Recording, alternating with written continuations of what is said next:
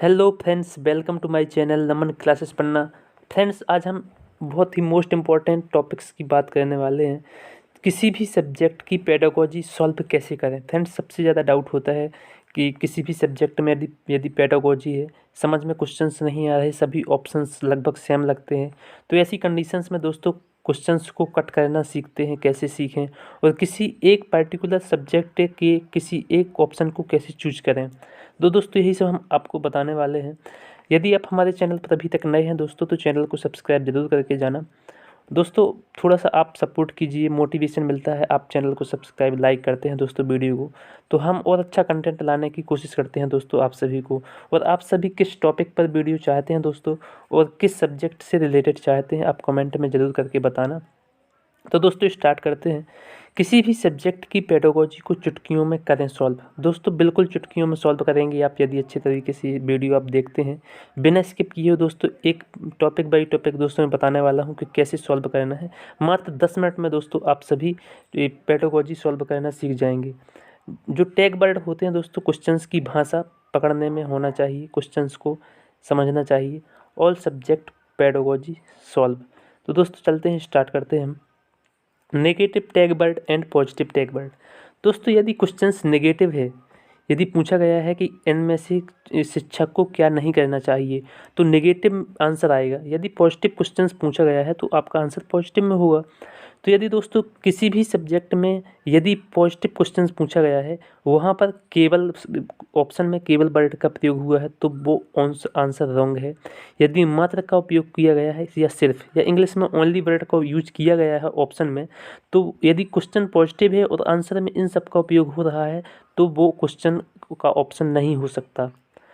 जैसे रटना, याद करना, कंठस्थ करना, रोट लर्निंग होता है दोस्तों, ये बच्चों को बिल्कुल भी नहीं करवाना चाहिए। ऐसा करने से बच्चों में गलत इफेक्ट पड़ता है।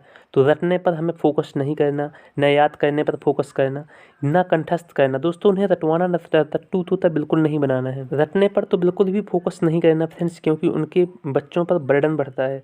नेक्स्ट है, यदि दंड की बिल्कुल भी हमें दंड का प्रावधान नहीं दिया गया किसी भी आरटी अधिनियम में, ना सज़ा बच्चों को देना है, ना समस्या, उन्हें किसी भी प्रकार की समस्या है तो उसको सुलझाने का प्रयास करना है, ना बच्चों पर बोझ लादना है। दोस्तों किताबों का बोझ तो होता ही है, उसको भी कम करने की बात की गई है। बिल्कुल बच्चों को माइंड फ्री करके शिक्षा देना है।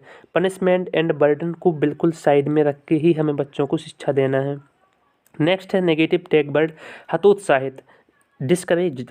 दोस्तों हमें बच्चों को हतोत्साहित बिल्कुल नहीं करना कि तुम ऐसा नहीं कर सकते या तू ऐसा नहीं कर सकता, तुम शांत बैठो। ऐसा वर्ड हमें बिल्कुल क्लास में यूज नहीं करना। सभी बच्चों को एक साथ एक समान लेकर सभी को समान शिक्षा देने का प्रावधान किया गया है।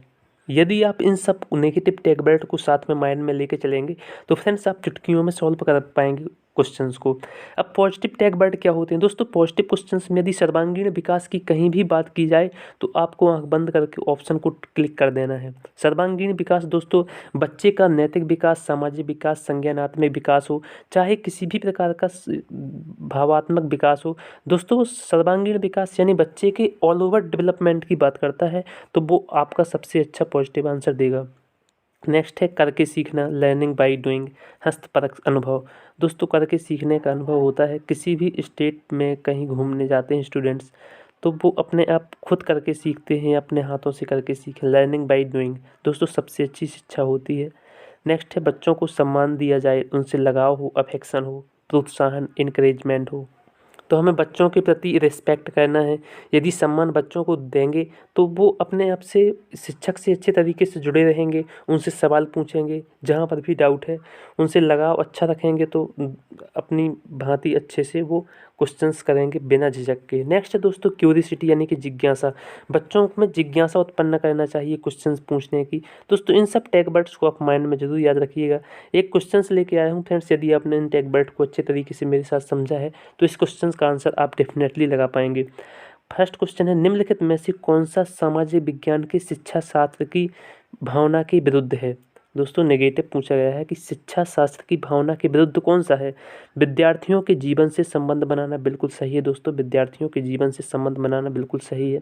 महत्वपूर्ण परिणामों के साथ अनुभवों को शामिल करना, अनुभव दोस्तों बिल्कुल शामिल कर सकते हैं। विद्यार्थियों को यथासंभव परीक्षाओं में बैठाना बिल्कुल गलत दोस्तों, परीक्षा बट तो यहाँ लाने नहीं है। नेक्स्ट है वैसे अनुभवों की अभिकल्पना करना जो विद्यार्थियों में रुचि पैदा करें, बिल्कुल सही। तो परीक्षाओं में बैठाना गलत है, तो ऑप्शन नंबर थर्ड इसका आंसर होगा दोस्तों। तो ऑप्शन नंबर थर्ड परीक्षाओं में बैठाना बिल्कुल शिक्षा शास्त्र की भावना के विरुद्ध है। तो फर्स्ट क्वेश्चन का हमारा option number 3 is the right answer. चलते हैं दोस्तों फिर एक बार नेक्स्ट हमारी negative and positive tag word की एक और सीरीज है दोस्तों। मैं 3 सीरीज लेके आया हूँ, एक मैं आपको डिस्कस करा चुका हूँ।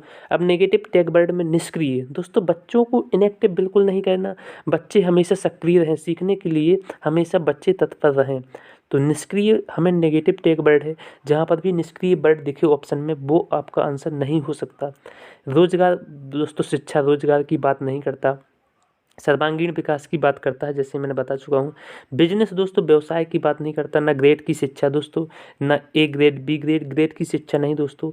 Employment, business and grade education में बिल्कुल अपन को क्या करना है दोस्तों, इनसे दूर रहना है। वैज्ञानिक शब्दावली, साइंटिफिक टर्मिनोलॉजी दोस्तों, परिभाषा याद करना या किसी भी सब्जेक्ट में दोस्तों रटंत, बच्चों को रटंत में सिखाना, ये बिल्कुल नेगेटिव होता है। सीमित नहीं रखना हमें बच्चों को, अलग अलग अनुभवों में दोस्तों किसी भी यदि टूर में जा रहे हैं तो बच्चों को सीमित नहीं रखना, उन्हें बढ़ चढ़कर अपने कार्य में बढ़ चढ़कर हिस्सा लेना चाहिए। लिमिटेड नहीं रखना है, बच्चों को जो भी सीखना हो उन्हें सिखाना चाहिए। नेक्स्ट है फ्रेंड्स पॉजिटिव टैग वर्ड।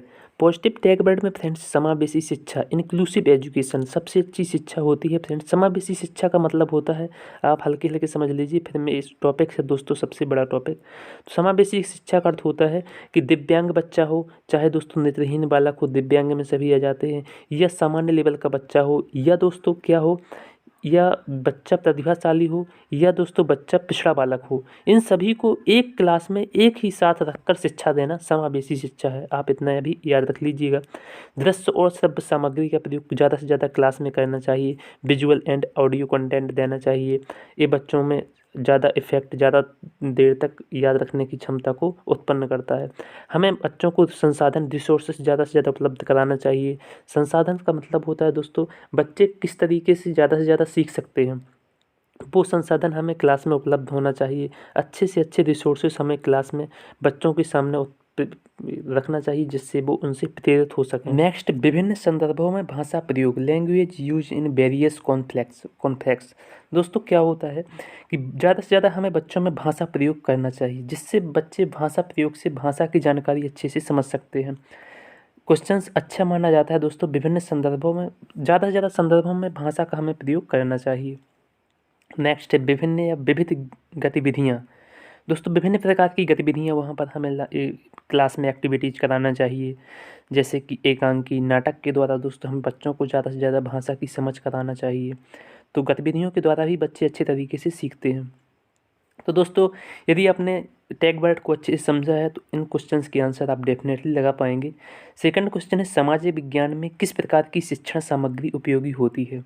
दोस्तों मॉडल द्वारा शिक्षण सामग्री, संग्रहालय, दृश्य शब्द सामग्री, ड्राइंग उपकरण। तो दोस्तों आई होप कि आपको माइंड में आ गया होगा कि इसका आंसर क्या होने वाला है।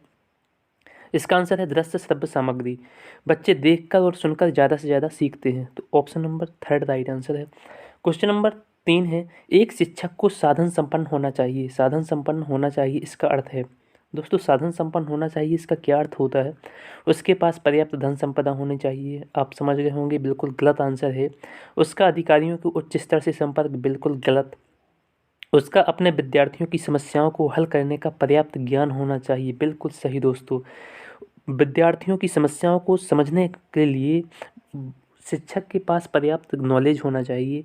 तो ऑप्शन नंबर 3 का, क्वेश्चन नंबर 3 का option number third right answer है। क्वेश्चन ऑप्शन नंबर 4 है कि उसकी प्रसिद्धि होना चाहिए। उसकी शिक्षक की प्रसिद्धि न प्रसिद्धि से छात्रों को क्या फ़र्क पड़ता है। छात्रों को तो फ़र्क पड़ता है कि उनकी समस्याओं को वो शिक्षक सॉल्व करे। तो ऑप्शन नंबर 3 राइट आंसर है। क्वेश्चन नंबर 4 है, शिक्षार्थियों को यानी कि विद्यार्थियों को खाली स्थान के लिए प्रोत्साहित नहीं करना चाहिए। दोस्तों नेगेटिव क्वेश्चन है तो आंसर भी इसका नेगेटिव होगा। किसके लिए प्रोत्साहित नहीं करना चाहिए? समूह कार्य में दूसरे शिक्षार्थियों के साथ सक्रिय रूप से अंतःक्रिया करने के लिए, इसमें तो दोस्तों करना चाहिए प्रोत्साहित। अधिक से अधिक पाठ्य सामग्री क्रियाओं में हिस्सा लेना बिल्कुल सही है। शिक्षक जो पूछ सकते हैं उन सभी प्रश्नों के उत्तर याद करने बिल्कुल गलत दोस्तों। याद करने, रट्टा मारने की तो बिल्कुल प्रोसेस खत्म हो चुकी है। तो ऑप्शन नंबर 3 राइट आंसर होगा। कक्षा के अंदर और बाहर अधिक से अधिक प्रश्न पूछना बिल्कुल पॉजिटिव आंसर है। बिल्कुल ज़्यादा से ज़्यादा बच्चे जब तक अच्छे से ज़्यादा क्वेश्चंस नहीं पूछेंगे कक्षा के अंदर या बाहर, या लर्निंग बाय डूइंग, हस्तपरक शिक्षा करके सीखना, ये दोस्तों अच्छे ऑप्शंस माने जाते हैं। तो ऑप्शन नंबर 3 राइट आंसर। हमें याद करने पर बिल्कुल भी बोझ जोर नहीं देना है दोस्तों, आप याद रखिएगा। चलते हैं नेक्स्ट क्वेश्चन की ओर। क्वेश्चन नंबर 5 है, निम्न में से कौन सा पर्यावरण की कक्षा में रूपात्मक आकलन का समुचित कार्य नहीं है? दोस्तों इसका आप समझ सकते हैं कि आप यदि मानो कि आपसे ये नहीं बनता, आपको ऑप्शन कट करना है दोस्तों, तो आप बिल्कुल डेफिनेटली आंसर तक पहुंच जाएंगे।